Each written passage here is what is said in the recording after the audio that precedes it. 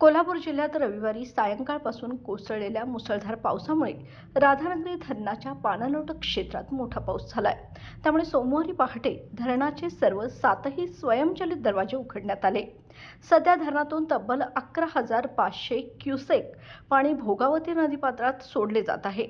जिल्ह्यात रविवारपासून सुरू असणाऱ्या पावसाचा जोर सातत्याने कायम आहे। त्यामुळे पंचगंगा नदीची पाणी पातळी सध्या वाढली असून ही पाणी पातळी सध्या 36 फुटावर आहे आणि पाणी पात्राबाहेर पडला असून सध्या हे पाणी गायकवाड वाड्यापर्यंत पोहोचले। आपण माझ्या मागे पाहू शकता, सध्या पाणी पातळी भयानक प्रकारे वाढ होत आहे।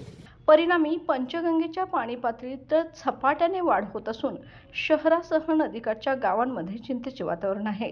दरम्यान सततच्या पावसामुळे वाहतूक विस्कळीत झाली असून वाहनधारकांची मोठी तारांबळ होत आहे। प्रशासनाने सतर्कतेचा इशारा दिला असून नागरिकांना नदीकाठच्या भागात जाणे टाळा असे आवाहन करण्यात आले आहे।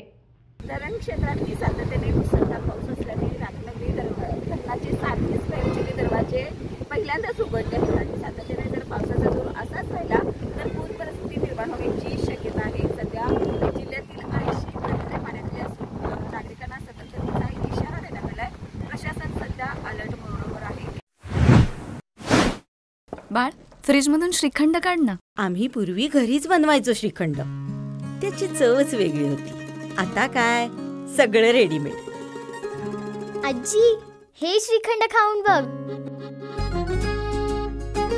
आज तुझ्या आईनं घरीच बनवलं की काय?